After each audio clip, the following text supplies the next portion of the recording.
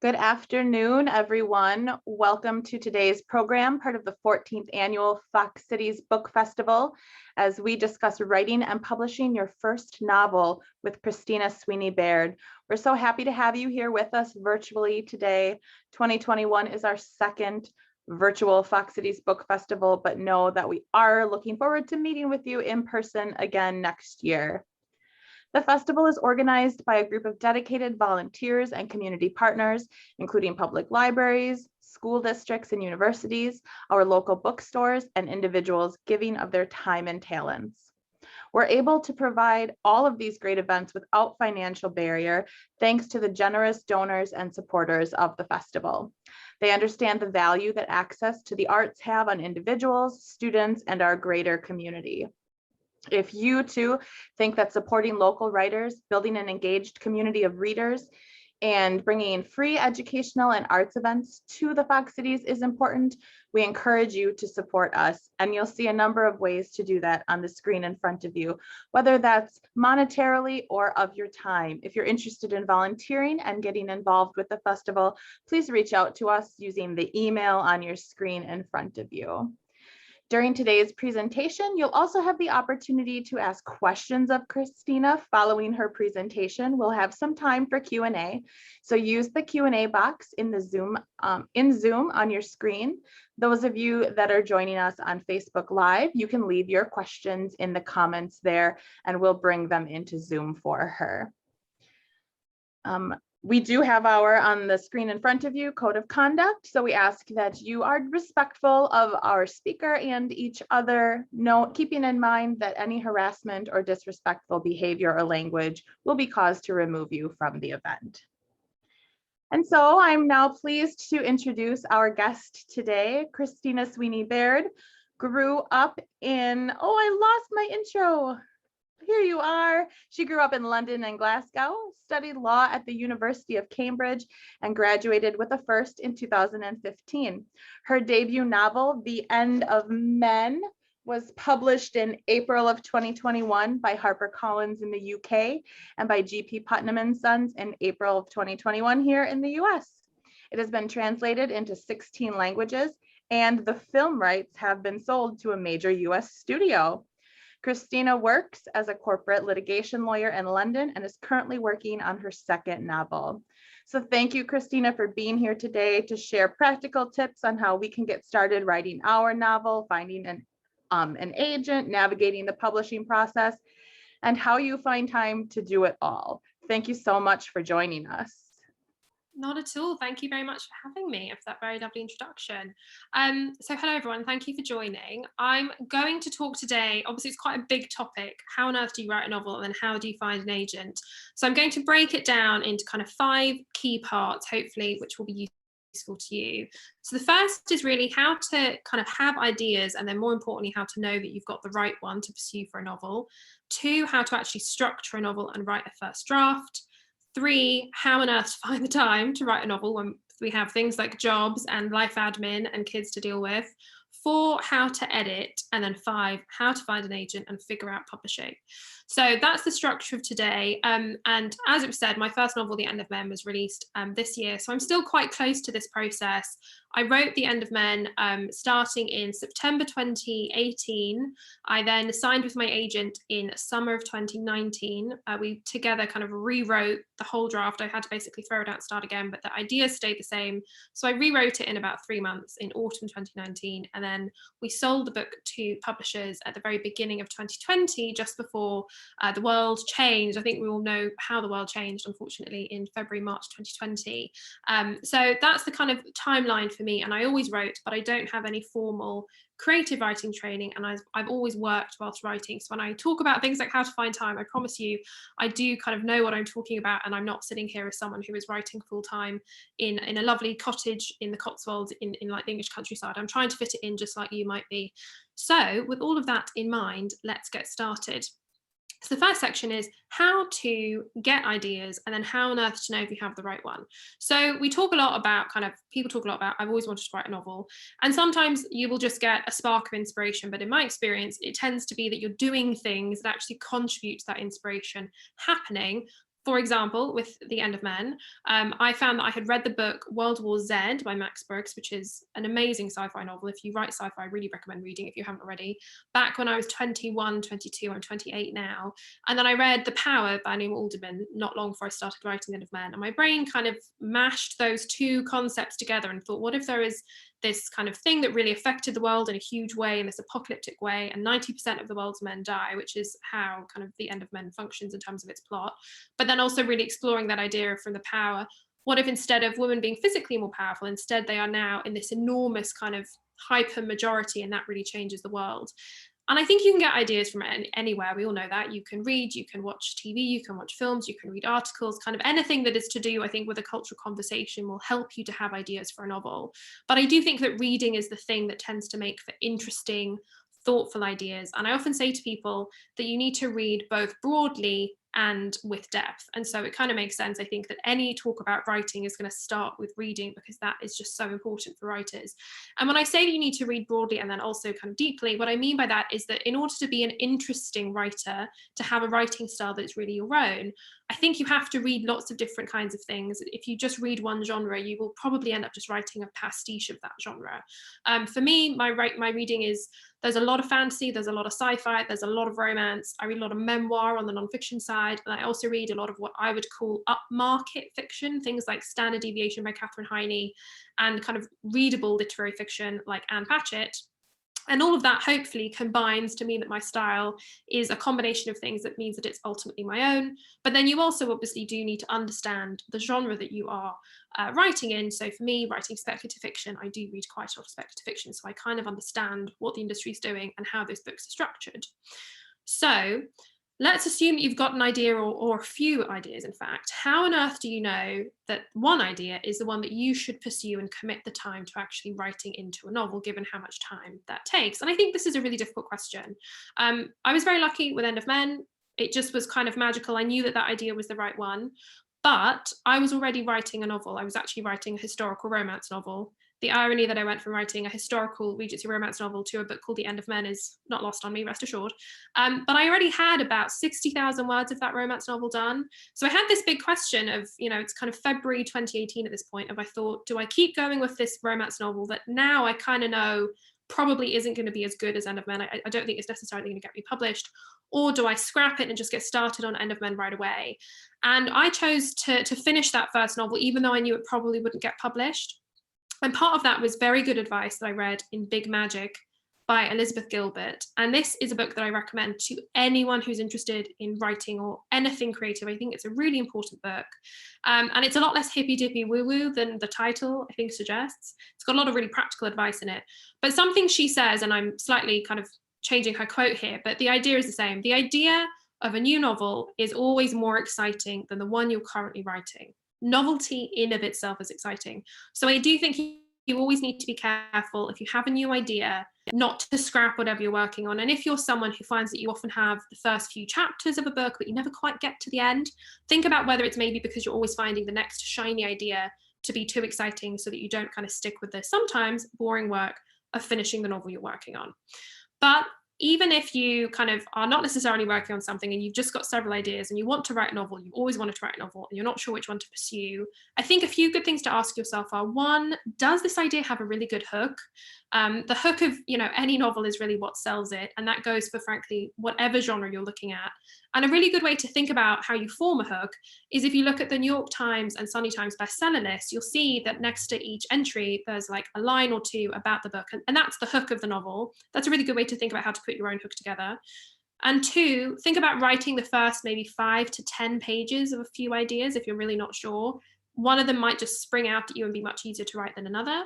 And then finally, the kind of heaviest way to really go in, if you've got, let's say, 2 ideas and you really don't know which one you want to focus on, a good thing to do is to then just try and plot them out and try and do a kind of 3-page synopsis for both ideas. And that should hopefully let you know which one is really worthy of your time and actually committing to writing a novel. Before I move on to the next section, I do just want to reiterate, because I think it is very, very important, to be really wary of ever kind of giving up on a novel before you finished once you have started. Because unless you have a finished piece of work, you can't get published, you kind of can't move forward. Writing novels is really difficult, and at times there will always be a time in the process where you think that the book just isn't good enough, or it's not interesting, or no one's going to want to read it. Just bear in mind that that's really normal. So hopefully you have an idea, hopefully you have a few ideas, you figure out which one to focus on, you keep going, and you get a first draft. But that is a lot easier said than done, which takes us on to the second topic of today, which is how to structure and actually write the first draft of your novel. So the first question that you always kind of ask, I think, when you're thinking about a novel and how to plan it is, do you plan or do you pants it? This obviously refers to the phrase kind of flying by the seat of your pants. And I think that this is something that people kind of get weirdly focused on, like an identity with. You get people who say, I don't plan my novels, that's just not something that I do. And you get people that are quite committed to the fact that on the other side that they have a really detailed plan. And I think it's very difficult to actually know until you get started. But writing a novel is difficult enough without, I think, having zero idea of where you're going. So I would say to you that it's helpful to have some form of plan, even if that's just knowing roughly what the beginning is and roughly what the middle is and roughly where your character is going at the end. Even that's enough to kind of make sure that you're going in the right direction. And I'm going to talk you through two of the key kind of outlining methods that I think are talked about the most. Truth be told, when it comes to my own writing, my writing process is often quite chaotic. And I don't say that necessarily with pride, more with kind of resignation. And it's going okay so far. And I have actually, written a novel that's been good enough to get published. I'm very pleased about that. But I do think that I'm always focusing on how I can make my writing process more efficient. And I think that my writing process could definitely be more efficient if I outlined more. And so the things that I'm talking to you about today are things I've been thinking about in quite a lot of depth myself, because I am trying to better plan my own novels as I'm working on them moving forward. And I'm going to say all of this with the caveat that if you have written a plan and you're writing your novel and you've done however many chapters or tens of thousands of words, and then you just feel like bits of the plan aren't working, I promise you it will always save you time in the long run to pause and take a few days or a few weeks and redo the plan, readjust it, rather than writing stuff that you kind of on a gut instinct know isn't working. Just because your plan said that you should. So just bear that in mind. But two of the key outlining methods that I think are the most popular are, one, the snowflake method, which I don't use myself, so I'm going to talk about it in less depth, but you can always Google it. And it means, in short, that you have a kind of sentence of what you're doing, and then you keep building out the idea. So let's say you have the hook of your book in one sentence. You keep developing and developing and developing and developing until it's an outline, but you can Google that to get more detail on it. The process I'm going to talk about in more detail, because I'm using it myself at the moment, is the Save the Cat method. I'm not going to recommend a book or anything you need to buy about this, because frankly, you can Google it. And I think that there's so many free resources online that I don't want to ever recommend that you spend $20 or something when you don't necessarily need to. And Save the Cat really gives you a very helpful, relatively basic understanding of a classic 3-act structure. So you kind of have your setting up of your protagonist and the key thing that gets your drama started. Your first act is 25%.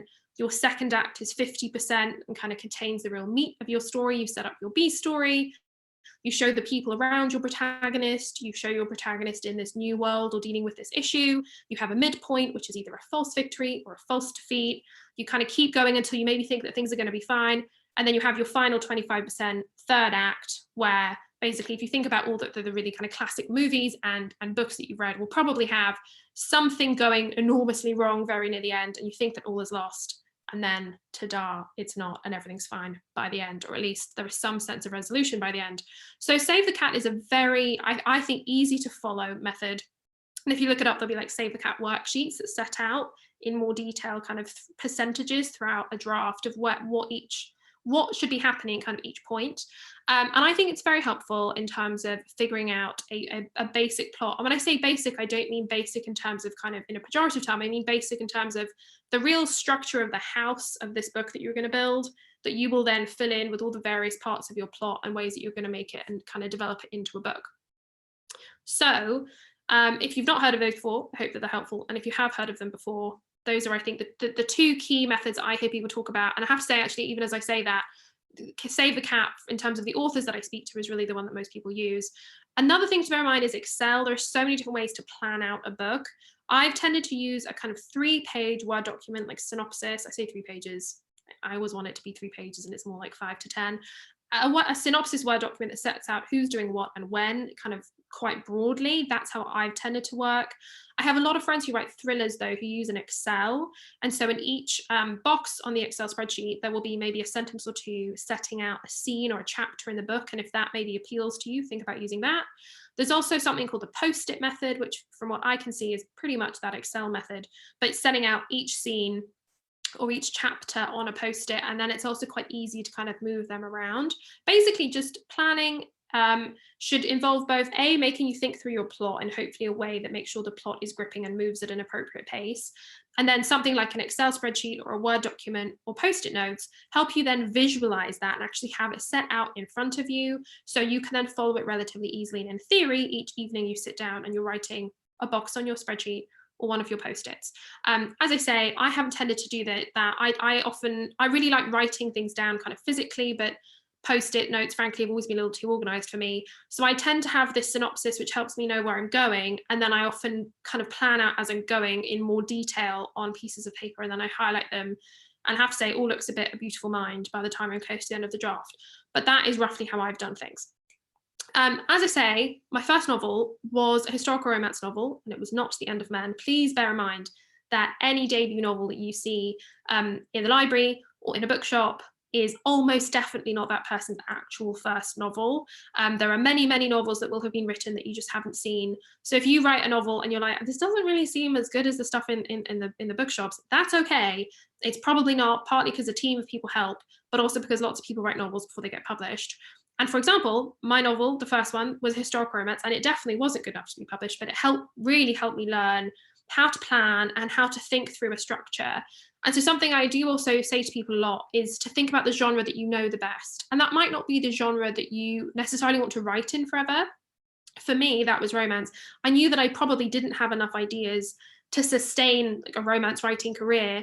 I wouldn't be able to write a romance novel a year. I think writing romance is really, really, really difficult. And my favorite authors, people like Julia Quinn and Sarah MacLean, manage to write these incredibly inventive, interesting, thoughtful books each year, and I just don't know how they do it. But I did know romance novel structures really well because I'd read so many of them, and they tend to roughly follow the same, actually kind of follows the Save the Cat structure quite closely. And so I think if you're a bit stuck and or you have been trying to write a novel and struggling to actually finish it, think about the genre you know the best, whether that's crime or romance or whatever it is, and maybe try and write a novel in that structure, because those key genres do tend to have a structure that they follow roughly, even as you change the plot each time. So you've got a plan, you've got an outline. Let's say if you're me, you've got your 5-page synopsis that was meant to be 3 pages, but you tend to be a bit wordy, so it's 5. And you've set out on a bunch of, let's say, pieces of paper for me, more specifically, each of the different scenes for like the first third of the book. The next question then is how you're actually going to write it, how you're going to think it through. Some people write chronologically. I do. In fact, it never occurred to me that you wouldn't write chronologically. However, lots of people don't. Lots of people just write a scene, for example, that they find really interesting or really thoughtful, and they don't worry too much really about what order those things come in, and then they kind of string them together. And I think the key thing here is that whatever works for you, whatever gets you to get words on the page is what to do. But just bear in mind that you don't have to be stuck in the chronology of a book. If it's not working, you can write something out of order. And then there's also the question of a trash draft. Some people really like, I think psychologically, to think of it as a trash draft, that they're just getting stuff on the page and they can always fix it later. I can't do that. Not to say that my drafts aren't garbage, to begin with, they are, alas. But I need to think that everything I'm writing is quite valuable, I think, in order to be able to commit to it. So I tend to write pretty fully as I go along, and then I edit as I go along. Whereas some people do a very basic draft. Nora Roberts is someone who famously does that. She does what is essentially a step up from an outline, and it gets the plot down, and then she goes back and fills it in. The point here really is that there are as many different ways to write a novel as there are people, but I hope that if you maybe always felt a bit constrained by thinking that there's a certain way to do it that you've heard of that maybe didn't work for you, just figure out a method that works for you. There is no prize in the process. The prize is getting the novel done. So you've got a plan and you've figured out how you're going to write your novel. If it's me, it's going to be chronologically and editing as I go along. The question then is the length of the novel. Now, if you know this already, forgive me, but I do think it's something that's helpful to flag because I was never quite sure about this. By and large, agents will say, and I do think this is good advice to think about, that middle grade fiction, so roughly 8 to 12-year-olds, should be an absolute maximum of 70,000 words. Young adult contemporary, again, should be absolute maximum up to 80,000 words. Adult fiction tends to be in the 80 to 100,000 word category. And then if you're writing fantasy or sci-fi, you do have slightly different rules. For example, End of Men is speculative fiction. So I mean, it is sci-fi, but it's kind of light sci-fi, and it is 108,000.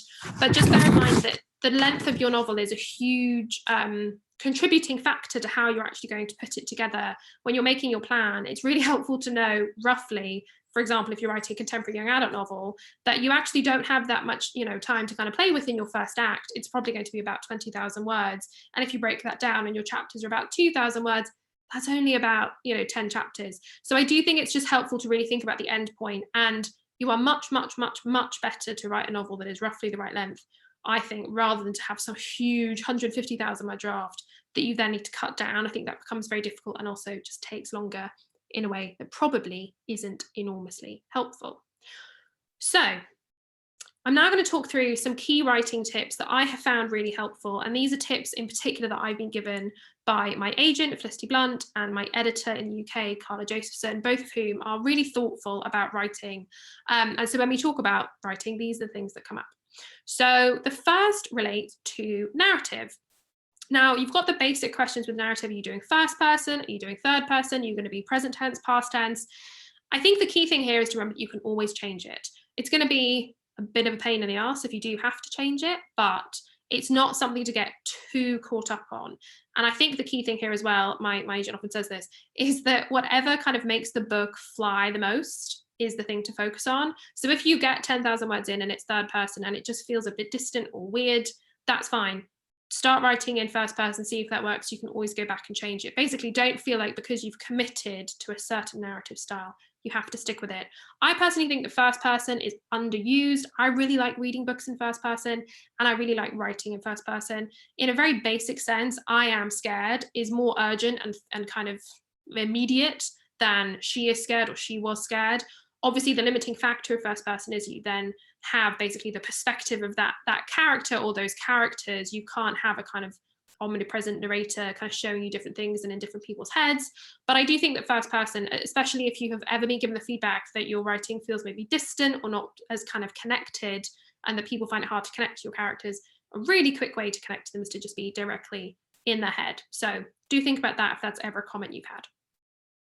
So the second thing relates to setting, and this is something my agent talks about all the time. She represents lots of thrillers, and she edits lots of thrillers, and she always talks about the senses. So the setting is in of itself really a character in the book. It should feel so well drawn that it's not just a kind of a place where people happen to be, that it's really kind of omnipresent. And so when I'm writing setting, I always think about the senses. What does this place feel like? For example, to use Venice, and I'm just saying this really because I haven't been to Venice in a long time and I really miss it and I want to go back. But what does it feel like? I think about when I'm in Venice, I think about how cold it was when I was there in kind of March 2 years ago. I think about how the marble kind of felt as I was walking down, like the kind of click clack of my heels against it, especially when it's kind of late at night. I think about the wind on my face. I think about how like freezing cold my lips would get chapped. Those are all feelings that, even though they sound like they're a character issue, I think really those are a setting thing, because they show you, rather than telling you, that the place is cold, that the place has marble, that the place is very old, that it's on the water. Think about also kind of the smell and the sound of a place. Those are obviously pretty key, but I think the more specific you can be, the better. I often think about something one of my friends who writes thrillers told me, where there's a scene in one of her books that kind of always sticks in my mind, where she has a character who's having an awful conversation on the phone and they're outside a Chinese takeaway. I'm not actually sure maybe what the equivalent is in the US. I don't know if you call them takeaways, but a Chinese restaurant that, does takeout. And in the UK, they often have a kind of neon sign, and the neon sign is like flickering on and off. And that in of itself is like a little bit eerie, and the kind of smell of like Chinese food and the fact that there's like a bin and a seagull. And like so quickly in my head from the setting, I knew that that was like in a place called Cornwall in the UK. She's by the seaside. It's maybe like a not particularly, it's a bit of a like rundown area. She's maybe not particularly safe on this phone call. Those kind of small elements can I think really add up. So think about specific things in terms of sound and smell and sight. And another really good thing that I was thinking about is also looking up and down.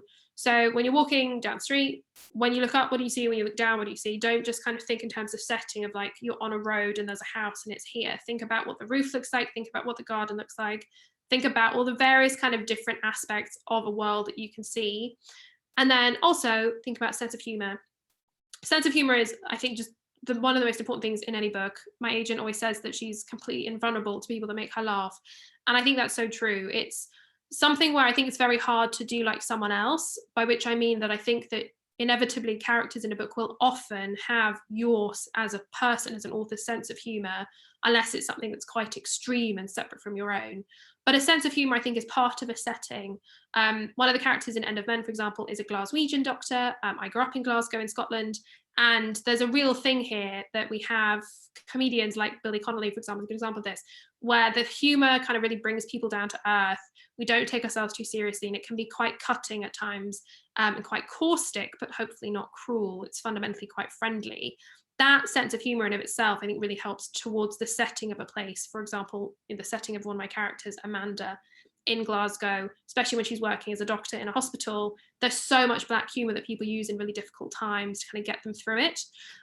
So I hope that all of those things contribute to setting and help you, when you're thinking about it, really go beyond just like, what's my character looking at? What can my character hear? And think about the kind of 360 degrees, what your character is experiencing in all their senses, with the little addition of sense of humor as a key part of setting as well. Which leads us on, of course, to characters, which are so important. And to me, especially, characters just have to seem real. I think that's something that I personally have a really low threshold for. As soon as I read characters speaking in a way where I think no one talks like this in real life, I'm out. You've kind of lost me from the fiction, because it now feels like I'm reading words that someone wrote on their laptop and then it was printed into a novel. So it's such good advice that people say all the time, but when you're writing dialogue, it is really helpful, especially I think when you're editing, to read it out loud. And that really helps. I think also contractions, people speak with contractions all the time. So, saying I wasn't rather than I was not, people very rarely say I was not, or there was not going to be. People often just kind of contract everything.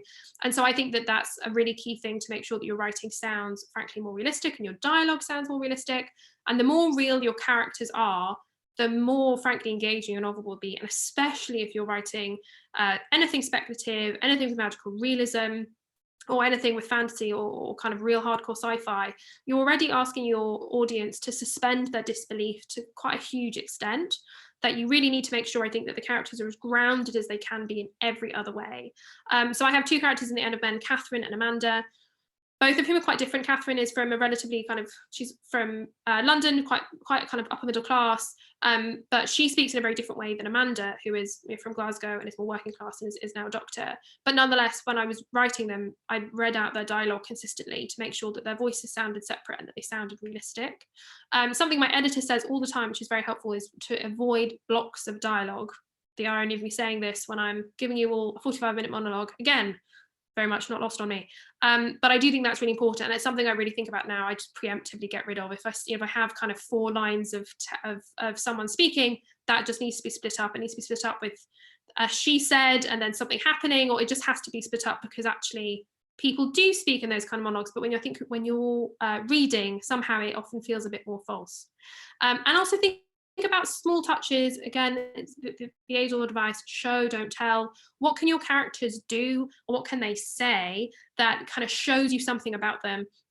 For example, one of my characters has a relation in the book that I'm working on at the moment, has a relationship with his sister where he's quite a lot more money than she does. But I don't ever want to just say, and by the way, X person has a lot more money than she does. Whereas you can show, for example, when he walks into her kitchen, that there's a gift that he bought her. There's like a really nice coffee machine, and you don't need to say, and then like she was very grateful for it. You can just point out that he bought her a really nice coffee machine, and you can see that this is a kitchen where she probably won't be able to afford $1,000 coffee machine, and that will tell you quite a lot. So think about showing, not telling. What can your characters do rather than just explain? And then the fourth piece of advice that I think is key is pace. So I'm a big fan of a short chapter. Obviously, there are as many different ways to write in terms of chapters as there are books.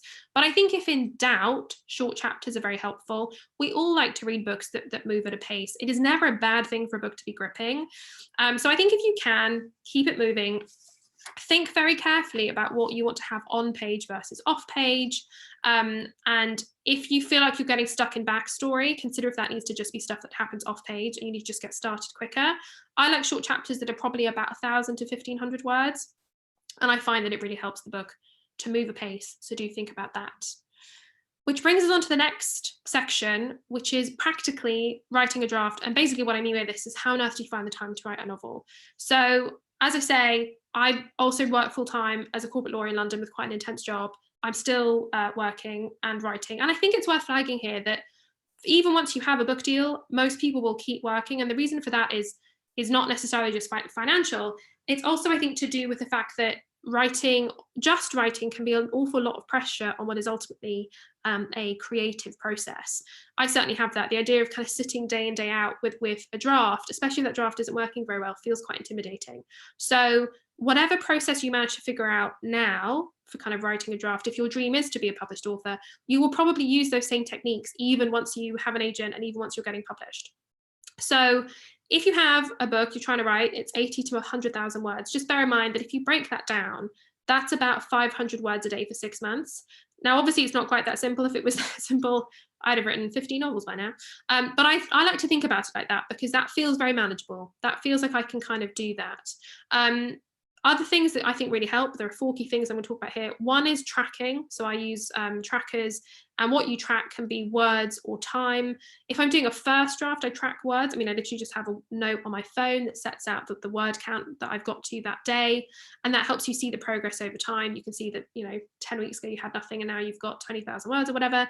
But then also I sometimes track time. So I do half-hour work sprints. And that means that, especially if you're editing and it doesn't really feel like you're making progress on the book, you can see that you spent an hour on the book today, and that is progress. That is something to kind of be proud of. And so you can, for example, have a tracker with little 30-minute blocks and you tick them off as you go. The second thing I think is the time when you write. I'm a night owl. I've always written at night. I'd love to write in the mornings, but somehow sleep always just seems like a better option at 8 a.m. But do think about specific times: morning, afternoon, evening, nighttime, specific days, whatever it is. If you can try and get in your head a connection between a time and writing, hopefully it makes it easier to form the habit. The third thing is just to be consistent. It's obviously that's very easy to say and harder to do. But bear in mind that Rome is not built in a day, and neither will a kind of novel be written in a day. It will take time and it will take being consistent. But if you chip away at it, you will get there. And then finally, to bear in mind that sometimes writing will be really difficult, and that's okay. I think writing is really fun if you love it, but also it will sometimes be really difficult. And as part of that, how to find the time, I think it's also just worth flagging that to some extent you have to make compromises and sacrifice things. If only we had 48 hours in a day, that would make it all a lot easier, but we don't.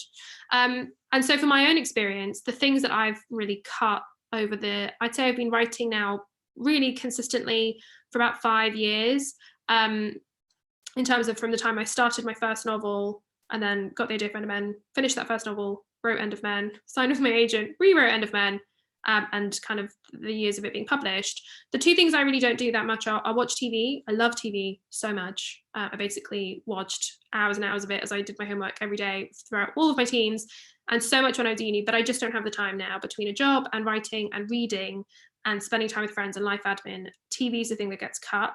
And so does alcohol, frankly. I would love to have a glass of wine each evening, but I find that I just cannot write if I've had any alcohol at all. So I drink very rarely, and I really don't ever have kind of any alcohol, like with my dinner, for example, at night.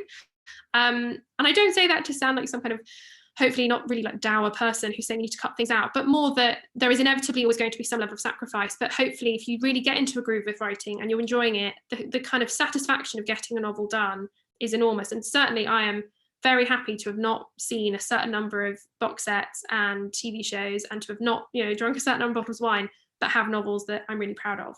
So just bear in mind the things that you could maybe cut, whether that's the time that you spend reading on your commute. A really great novelist in the UK called Fiona Mosley wrote her entire novel, Element, on her commute in and out of London. Is there one thing each week that you do that you could maybe cut down on? The book Bigger Magic, I think, is also really helpful here. The Elizabeth Gilbert book that I've already referenced. She talks a lot about practically finding time. She wrote alongside her work full-time as a journalist for a long time, so she really knows what she's talking about. And I hope that this will make you feel like maybe there are things that you can figure out in terms of timing to adjust so you find the time to write a novel, but also that it doesn't have to be a total life overhaul. You don't need to quit your job. It just maybe needs to be one thing that gets cut each week that gives you that window of time to keep working on your novel. So I'm going to talk next about how to edit, and I'm going to talk about that very briefly. I think mainly because it's very difficult. I find it very difficult. I don't have any wonderful magical tips, unfortunately, but it's obviously essential. You can't just hand out first drafts of things, alas, if only you could, but you do need to have a draft in order to edit it, which is why I focused really on how to write that first draft. But bear in mind that 1, giving your book some time is very helpful. Once you've finished, try and put it away for a couple of weeks to give yourself some distance from it. 2, getting people to read it, critique partners if you have them, but otherwise just family members or friends, getting them to read it and asking them which bits felt slow, which bits felt fast, which characters they connected to. Basically, what did they like about the book and what did they not like about the book? And 3, I think just be really, really honest with yourself. When you read it, what feels exciting and what doesn't. And I say all of this with a caveat that I find editing really difficult. I find it very easy to put other people's edits into motion, but I find it very difficult to identify what's wrong with my book myself. So if you are someone who finds that difficult, please don't worry. And the final tip I will say on editing is a David Nichols tip, who wrote One Day. And he says that when he wrote One Day and then he was editing it, he retyped the entire manuscript. So anything that felt at all slow or like it was just kind of dragging just didn't get put in the new manuscript. I've never been brave enough to do that myself. Maybe I should have done. But that is something I do tell people because I think it's actually really great advice if you can bear to follow it.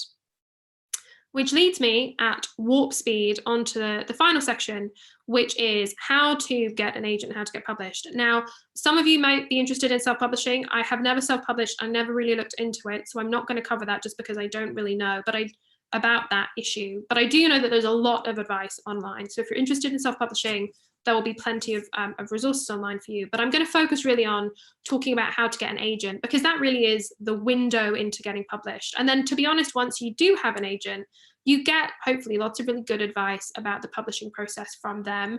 And every publishing process will be very different depending on the publishing house. But your agent hopefully will be a bit like a marriage. It is legally very difficult to get out of. If it works well, it's for life, and you both hopefully will financially benefit from it. So how do you get one? Well, the first step is, of course, finish the book. As I've said a few times today, finishing the book, really important, really key.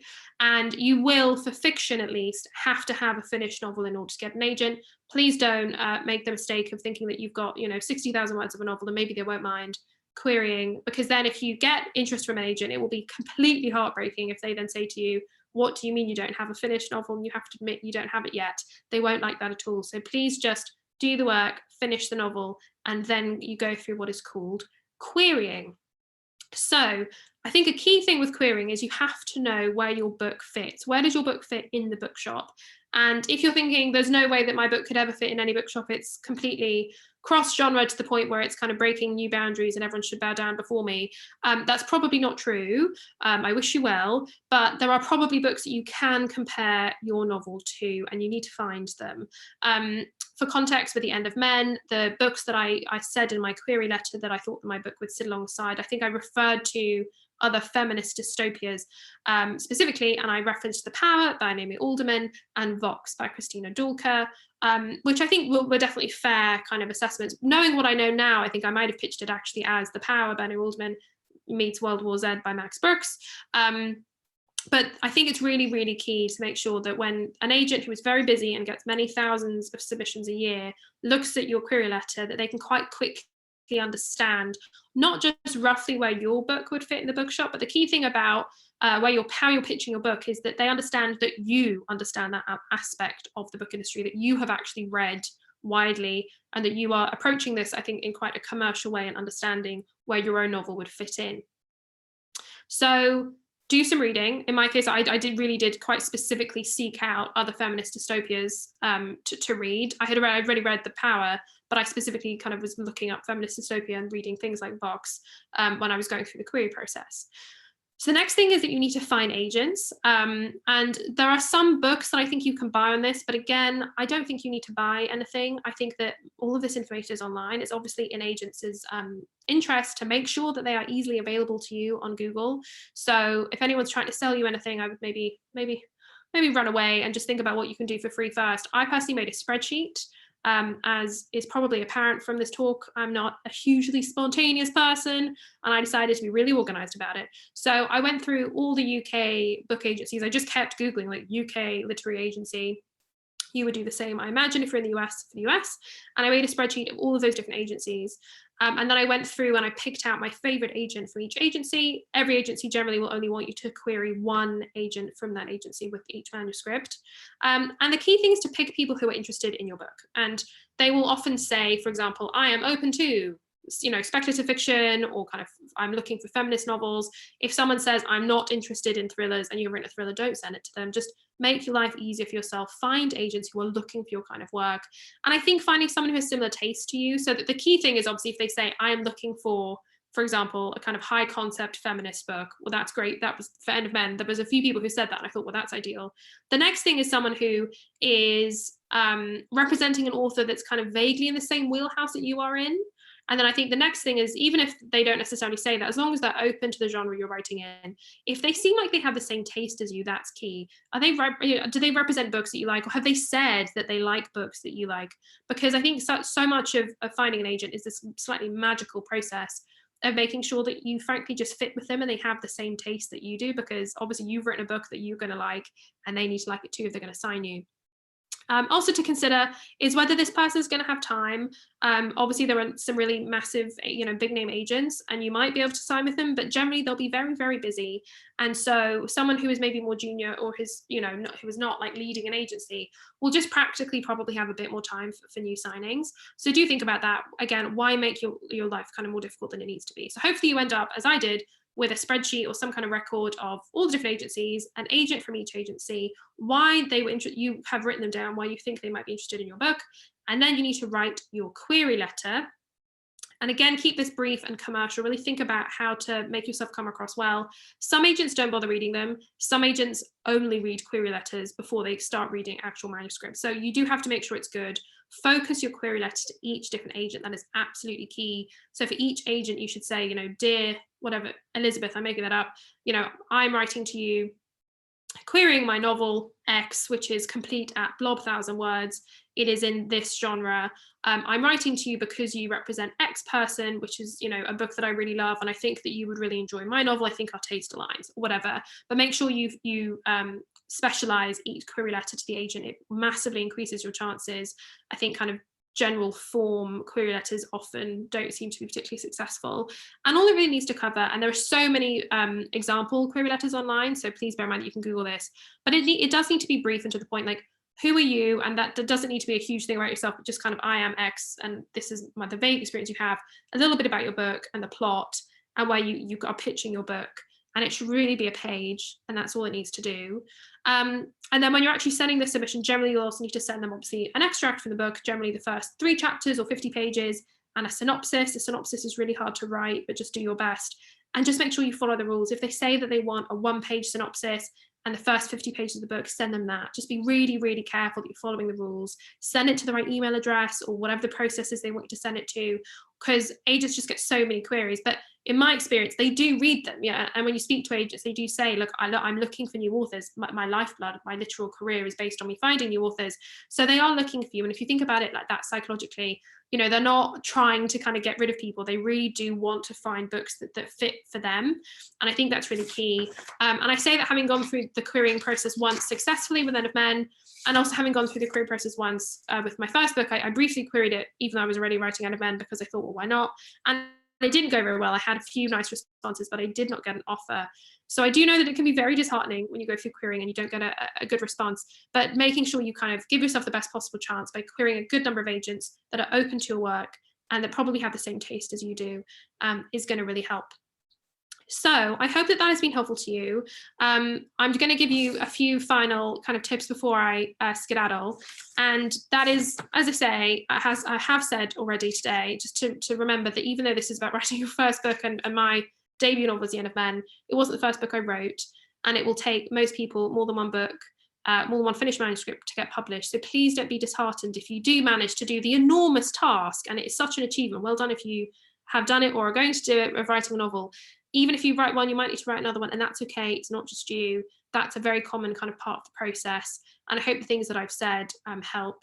take your writing seriously, because if it matters to you, then it's important.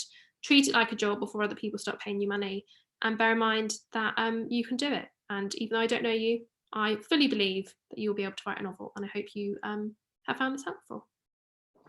I think we now have some time for questions. Yes, we do. And we have a few. Thank you so much. That was so just a wonderful overview and view of any aspect, whether a new writer or a seasoned writer looking to publish that first book could use. And I just have to say, I myself am not a writer, but the fact that there's a save the cat method of planning, I'm like, I just should probably start just to use that. It is a good name. I don't know why it's called that, but there you go. Well, I'm sold. I also really appreciated the tips about setting as character and using that 365-degree view and looking up and looking down and using all of those settings, because I think you're right. That sense of place in so many stories is in its own self a character and really adds to the depth of the story. So thank you for those tips as well. For our audience on Facebook or on Zoom, if you have any questions for Christina about writing, publishing, or about her book, feel free. We've got a few minutes here yet to send those in. We did have a couple of questions come in about your book and yourself in particular. So for The End of Men, where did the idea for the book even come from? So, I mean, I was very fittingly in a library when I had the idea. So I think that a bit of my brain had always been thinking, since I read World War Z by Max Brooks, which is this multi-narrative story where it's a bit like a UN report, and there's been this huge zombie apocalypse that's, wiped out most of the earth. I'd loved the style of that, where it's told in this UN report style, and I'd found it really readable and also terrifying because it's so realistic, even though it requires this huge suspension of disbelief. So that had always been in the back of my mind. I just really remembered it. And then when I read The Power by Neil Alderman, it just really blew my mind, this idea of using speculative fiction as a way to really explore gender and how men and women interact structurally within the world, how the world is actually built. And so when I read that, I really thought, I so remember having the thought of like, what the world look like without men? That was the central question of the book, which was, not to be clear, a pejorative one, not because I want men to die and I think the world look better, but so much would change. Like, what on earth would change? What would stay the same? And I remember having that idea and going, that's a good idea, because I really want to read that book. I don't think I've seen that book. I want to read that. And my brain then quite quickly kind of mashed together that concept of gender speculative fiction with the multi-narrative, quite realistic style of World War Z, which I thought would make the pandemic element of the book really terrifying, as you kind of don't know who's going to be okay. A lot of the main characters, they're trying to keep their husbands and sons and families safe. What on earth does that feel like, and how do I make that realistic? So that's kind of the key ways that the book formed. And then it took me quite a long time. I did think the actual writing process was quite quick, but I had those ideas a good 6-7 months before I started putting any kind of pen to paper. And then the first draft took me about 9 months. But even as I say that, I didn't write very much very quickly. And then it kind of, once I was off to the races, it was a lot quicker. You touched on two other things that I wanted to ask about, the multiple points of view in your book. So as a librarian, I hear it both sides. People either love it, love it, or they absolutely hate it, and they will not read the story that has multiple points of view in it. So why did you choose to write in that style and with so many points of view? Which was your favorite to write? And is there one that you didn't get to include in the book that you wish you had? So for me, it was partly just that it's such an enormous question, right? What would the world look like without men? It just felt like it was too restrictive to then keep it to a few different characters. There was too many interesting aspects of it that I wanted to explore. And also practically, I wanted to look at someone in London who's, not special. She's not involved in anything really. She's just trying to keep her family safe. I wanted to show the doctor treating patient zero. I wanted to show the vaccine. I just wanted to show how different people would be impacted in different ways. And that meant there had to be multiple characters. And I love writing it in first person, hence that. My favorite character to write was definitely, most of the time, Amanda McLean, who's this Glaswegian doctor. She's very no nonsense, and her sense of humor feels very familiar to me. I think her brain is probably closest to mine. And I do sometimes wonder, actually, because some of my friends that read the book, they say that they can see bits of me in each of the different characters. But yeah, I think if you had a transcript of my brain, probably Emily would be closest to Amanda. And happily, there were no characters that I couldn't include, which is good because there's a lot of characters in the book. But happily, my editor and I really thought about, who was going to be included. And so no one was kind of forcefully removed from the manuscript that I wish was there. I really do feel like it's a quite complete exploration of what I wanted to look at. Great. Because that was another question we often ask. Is there anything you would change now having published it? But you mentioned the pandemic aspect, and I would like to just plug you have another event with us later today alongside Jason Ma and Mike Chen, Reflections on Writing Fictional Pandemics. So the timing of the publication of your book, just wow. So you mentioned briefly in your introduction sort of the timeline of working with your editor and that publication timeline, but was there any point during that process that you and your editor thought we need to, because the current global pandemic happening, that we need to make changes or modifications so that the book more closely reflected current world events? So I can truly say no. And in fact, the only change we made was slightly different in that I originally had a pangolin starting the virus in the book, which when we were then kind of doing edits in like March, April, I think it's now that we know that was kind of, we're not entirely sure where coronavirus came from, but in March, April, everyone was talking about it being a pangolin or like a bat. And we just felt like it would be too much. Like it would just seem like I had stolen that from real life. Sure. So we actually changed it from a pangolin to a monkey. But otherwise, we really kept it the same. And so you can see things like, for example, there's a scene where characters are doing what is essentially social distancing, but I don't call it social distancing because we didn't really use that language at the time. But no, the last thing we wanted to do, to be honest, was kind of blur the line even further between the real life pandemic and the pandemic in the book, because I think that in order to believe it in the book, you need to feel like it is a fictional world. So somewhat creepily, I had managed to predict a lot of things that we've now experienced, things like how weird and exciting it is to fly on an airplane when you haven't flown for years. That's something that I just imagined emotionally, that's how it would feel. But that, none of that stuff was added in afterwards. So we really tried to keep it in its own sphere of its own fictional world, and we very specifically didn't add in like any references to COVID or anything like that.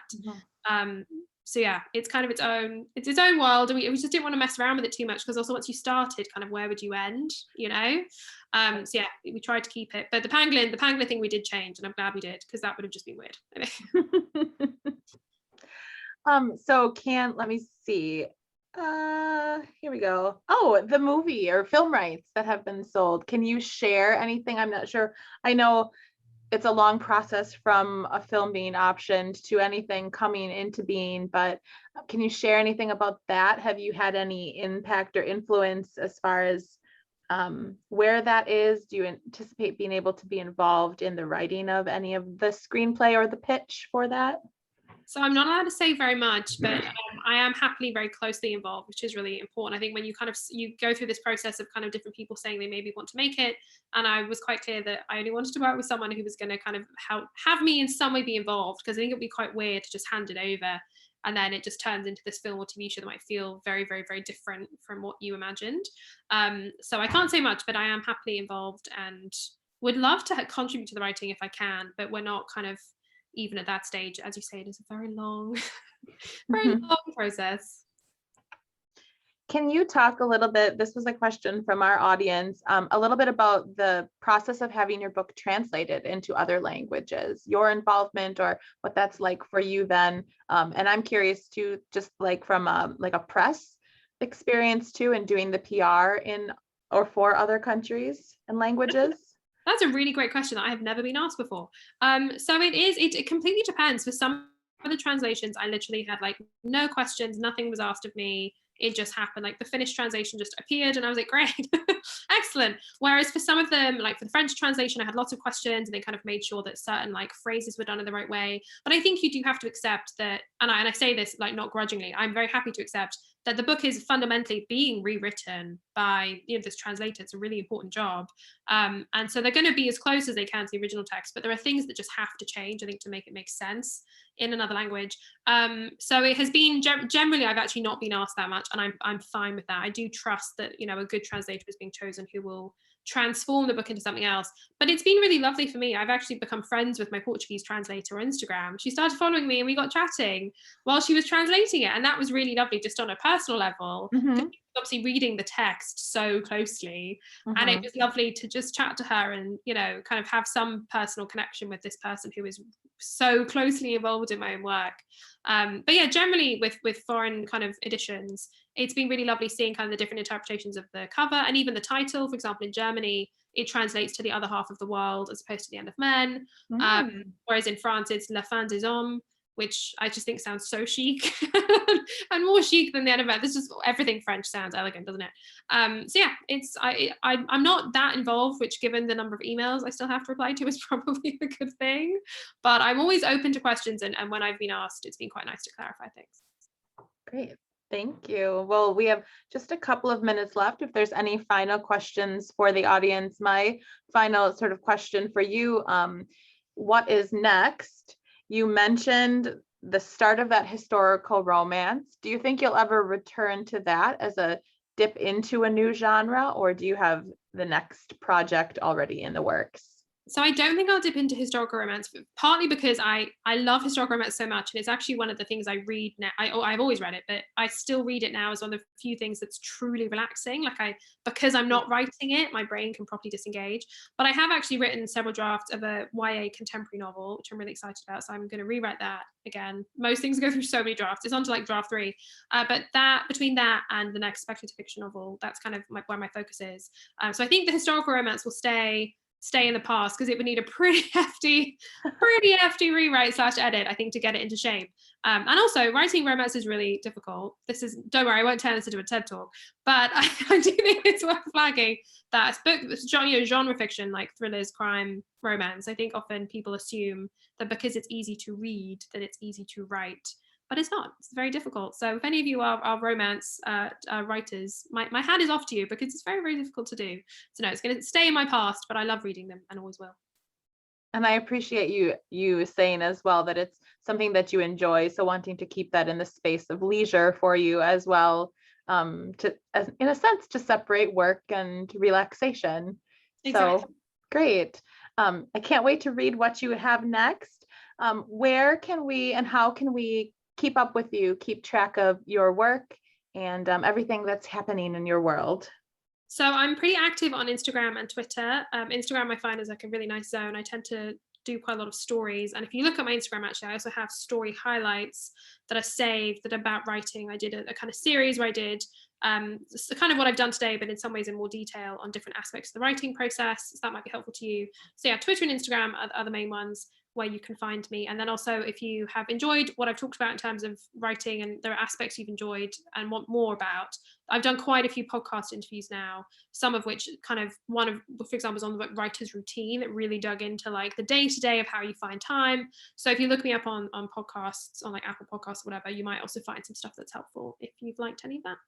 Fantastic. Well, thank you again so much for joining us and sharing your experiences and your knowledge. I know as a festival that supports both the reader and the writer, it's really been a treat having you share that with us today. Thank you so much for being here again. And to our audience, thank you for joining us. A reminder that this will be available as a recording for another week in case you missed anything or wanted to share it with friends or family. And we have several more events today, so continue to keep an eye on foxcitiesbookfestival.org. Christina, thank you again for being here. Thanks so much for having me. It's been a pleasure. Have a wonderful evening. Thanks. Bye. Bye-bye.